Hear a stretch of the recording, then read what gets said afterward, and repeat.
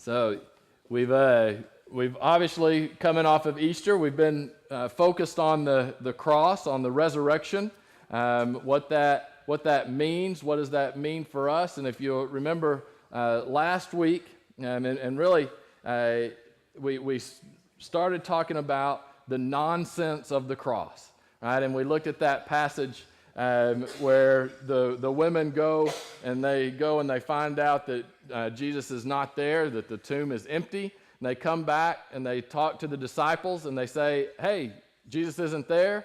And these strange figures and strange guys that we think were angels said that he's not here, he's risen.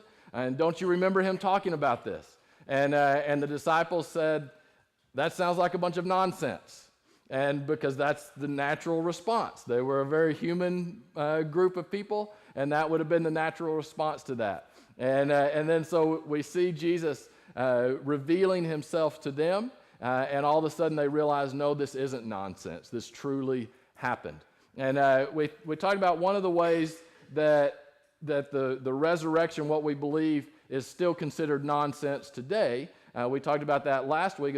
We actually believe that a dead man came back to life, right? And that we can believe that. There is evidence, even outside of Bible, if you kind of take the Bible out of it, there's circumstantial evidence that points to the fact, hey, something really big happened there, and they believe that it was a dead man coming back to the life, and they were willing to die for that, right? So there's a reason that we can say, no, that's not nonsense.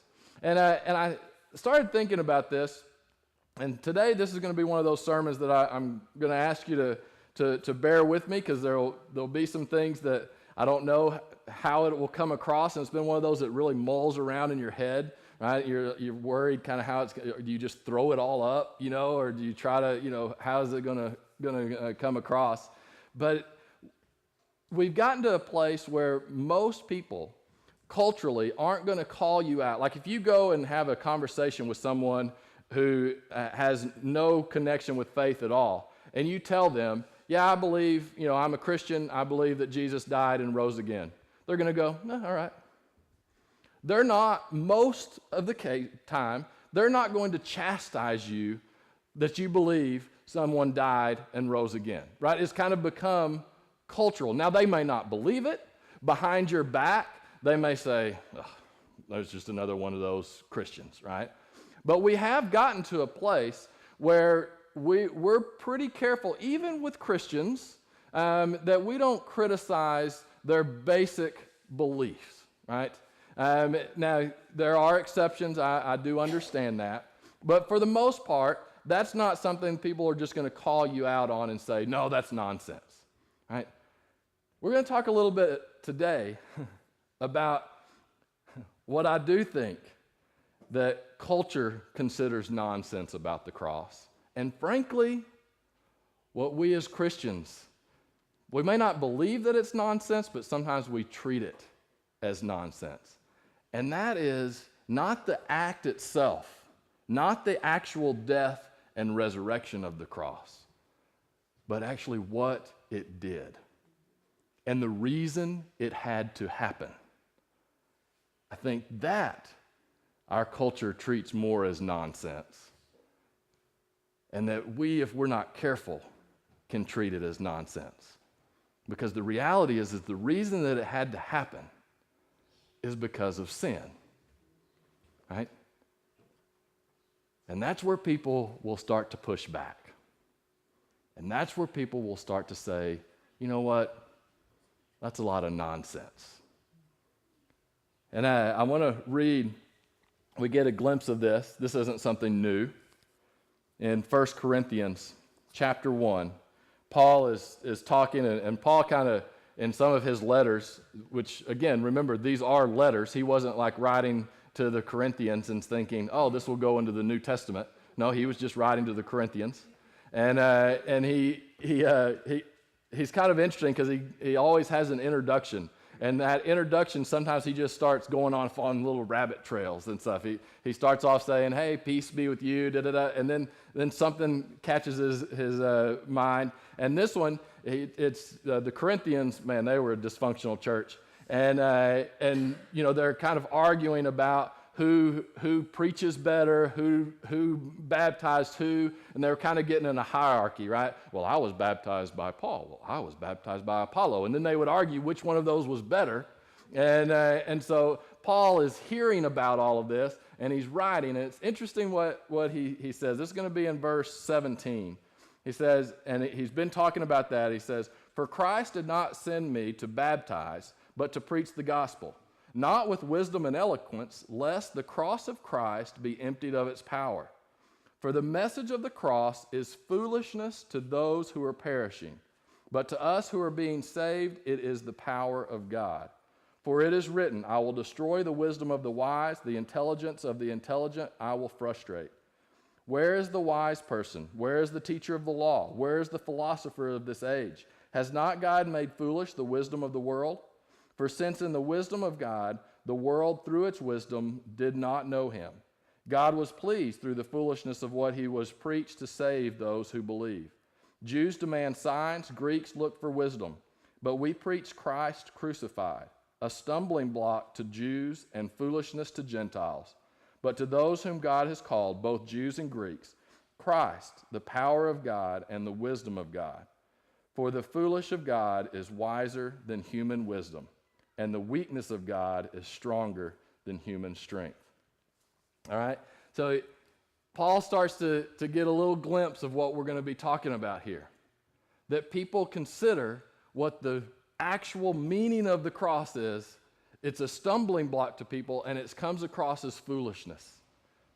And I've really started thinking about this a lot. And so I'm going to kind of share some of my philosophical thinking of how, the process that I went through. And I started thinking, why is it that we don't really like that aspect of the cross? We've gotten culturally where we'll accept the event itself. Okay, yeah, it happened, whatever. But we are very divided on why it had to happen and the significance of it, right? And I thought, why is that? Why isn't it good news for me to tell you that, hey, someone gave up their life for you. Someone died for you so that you could live, right? On the surface, it's like, why would anyone be against that?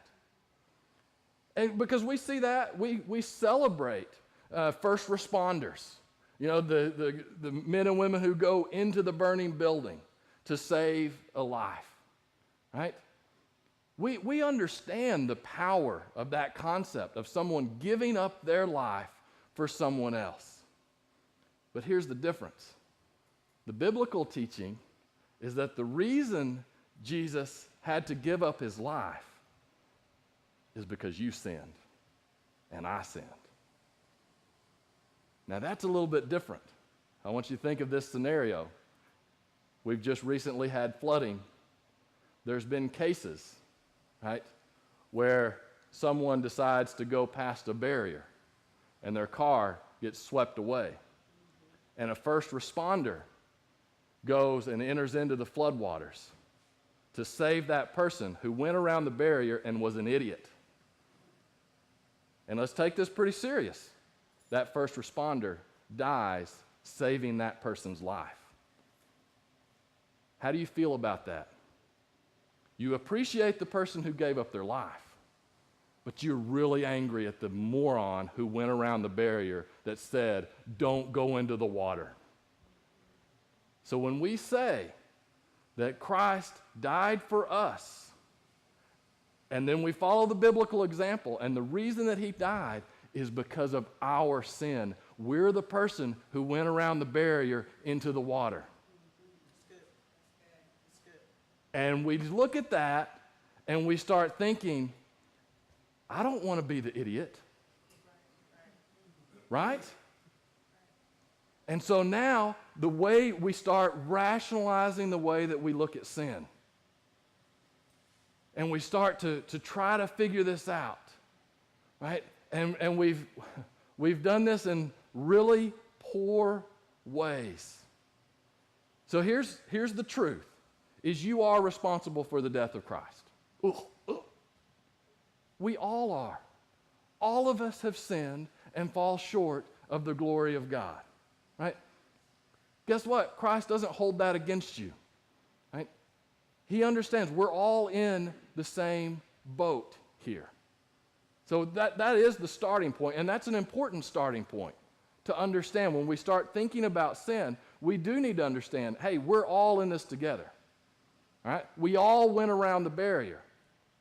You know, some of us, maybe we tiptoed around the barrier and we're like, I don't know if this is a good idea or not. Maybe I don't think I should do this, but we did it. Some of us were like, those idiots don't know what they're talking about. I can make it through here. And they just plow right through. Right? Do you know what I'm talking about? Right? There's different ways that we fall into sin. But we've all fallen in. Right? But here's the problem. The way that we approach sin, because we're uncomfortable with the fact that ultimately it is our fault that Christ had to go to the cross. Right? And it should make us a little uncomfortable. You shouldn't just be happy about that, but we should be able to move on. But sometimes we get stuck at this point. And so now we have to start, well, how are we going to deal with this sin? And how can I take a little bit of the guilt off of me and put it on others? Right?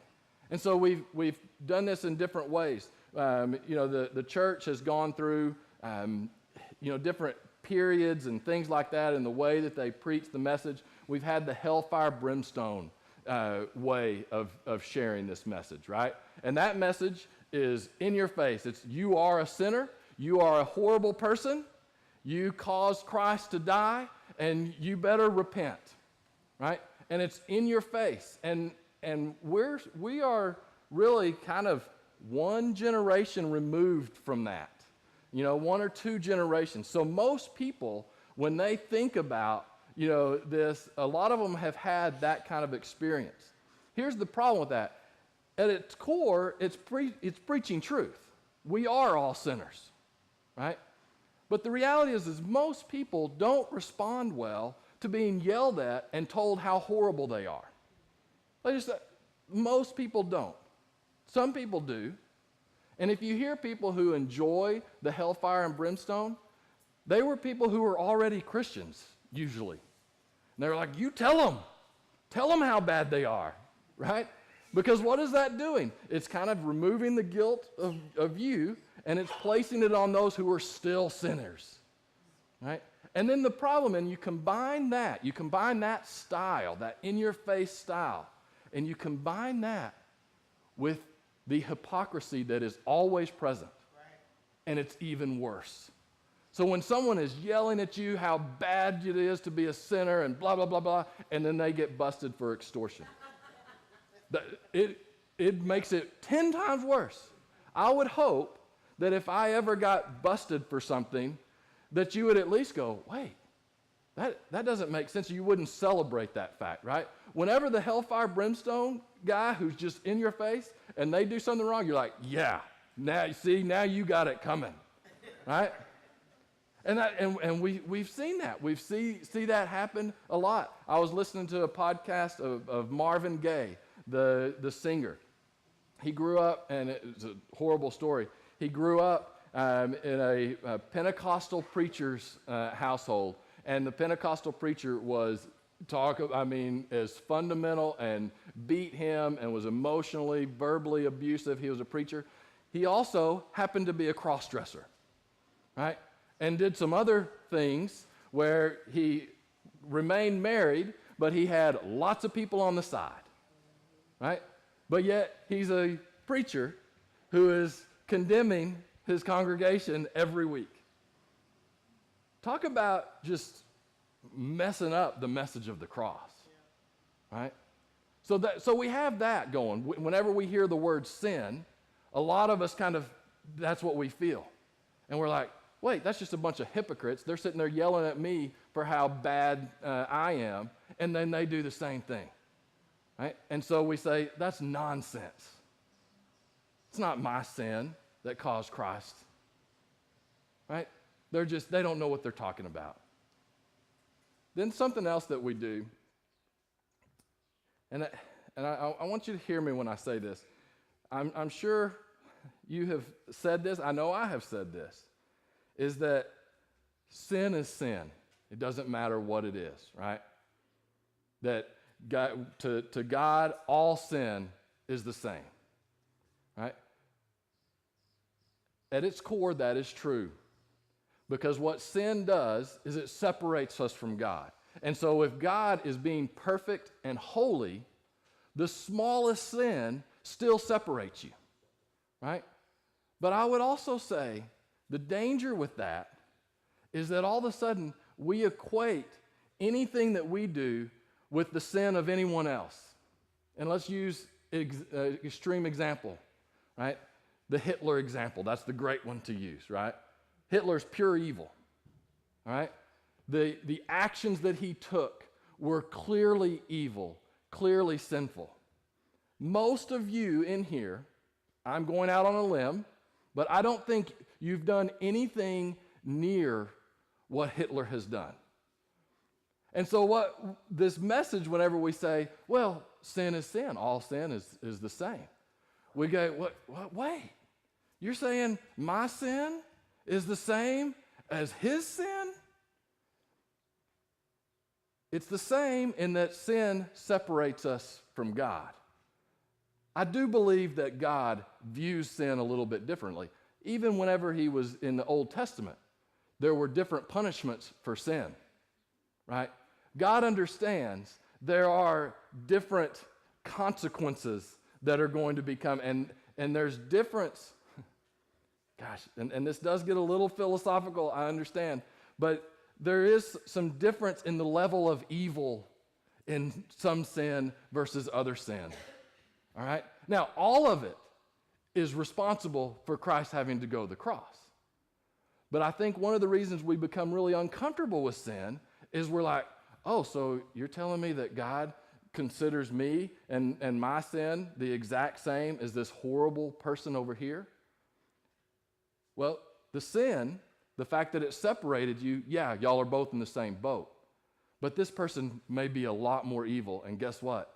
They're going to reap a lot more from God, okay? I think we need to at least step back and understand when people hear that, that's one of the places we go in our mind. And we see this even in our current culture. Right now, it's become kind of fashionable to call people Nazis, right? And if they kind of show any kind of similarities to true Nazis, then say, well, you're a Nazi. Is that an effective argument? It's not. It's not, right? Because you're just like, no, I'm not that, right? Sometimes whenever we just preach and preach and preach and say, no, all sin is sin. Sin is sin is sin is sin is sin is sin. Okay, true, but there is a difference, right? And I think we need to understand, we need to be willing to kind of deal with that rub there, right? Because whenever we say that Christ went to the cross to die for your sin, we're not saying that you are the worst person ever and that you are complete evil and have done all of this horrible stuff. It's nearly like we lump everyone in to that extreme, right? That's not it.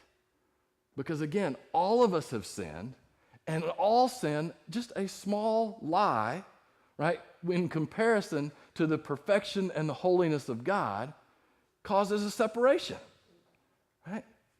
And we do need to understand that. But we get so concerned about whether we're going to judge and all of this, and we get really nervous about it, that we a lot of times just kind of step away from the reason that the cross had to happen. I'm going to give an example, and I want you to stick with me through the example. One of the places that I see this in our society is with sexuality, right? Now, all of you immediately, I say that term, and your mind is going somewhere. All right, who's he going to bash, right? That's kind of where it goes. This is going to come across as controversial, but I believe this to be 100% true. The biblical view of sexuality is that it is designed to be used between a man and a woman in a committed marriage relationship. That's it. Pretty much end of story. All right? Now, we can kind of debate, well, what do you mean by marriage? Is that something that the state has to do? Not getting into that. But it is clearly designed throughout the biblical example of the best way to handle our sexual beings is between a man and a woman in a committed relationship that they've committed to one another before God, and that they are basically with the intention of starting a family. Okay? Now,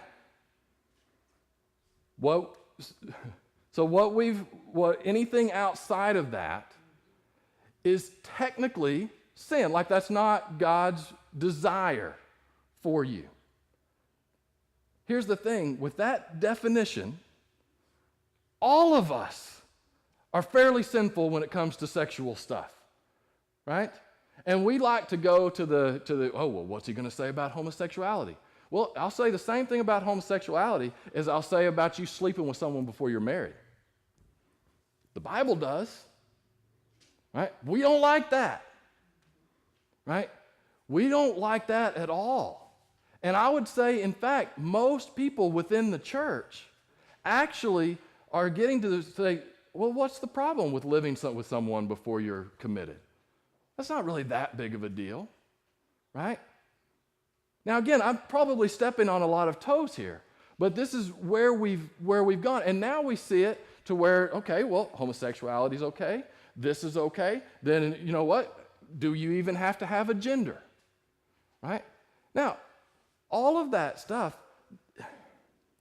the way that we've approached it has been so bad. We've made people to be evil if they don't confine to what our norm is. Well, that's a horrible way to do it, because we accept sex outside of marriage a whole lot more than we accept any other type, right? We wouldn't call that evil, where we do call this homosexual sin evil, right? Well, the reality is it's all sinful. It doesn't mean you're an evil person, but it means that you may be living the life that is not quite what God wants you to live, because God understands here's the best way for you to live. And it's interesting, as you kind of do some research, you see that people who live with each other before they're married, that those marriages actually don't last as long as those who don't live with each other before marriage. Now, we don't know what sexually is going on. Just to break it to you, you don't have to live together to be able to have sex, right? We don't know. But it is kind of interesting, right? That kind of go, well, why would that be, right? People who are in a marriage relationship consistently report having more and better sex than people who are single and just trying to kind of do the world's view, right? Well, why does that make any sense, right?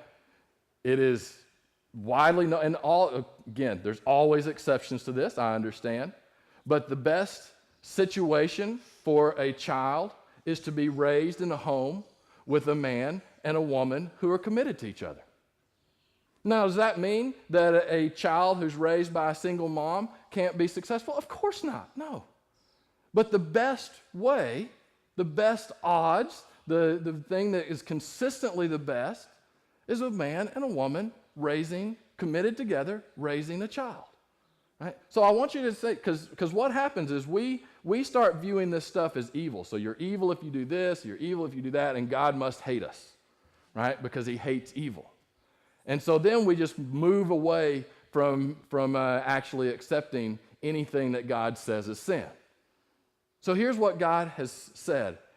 The best thing for you to do is to be committed to a partner and to raise a family together and be committed only to each other. If we did that, all right, now it's never happened and it never will happen. But if we did that, think of the problems that would be resolved, right? If everybody decided, okay, you know what? That is the best way for me to live. Think of the problems that would be resolved, right? I mean, you would have sexual assault.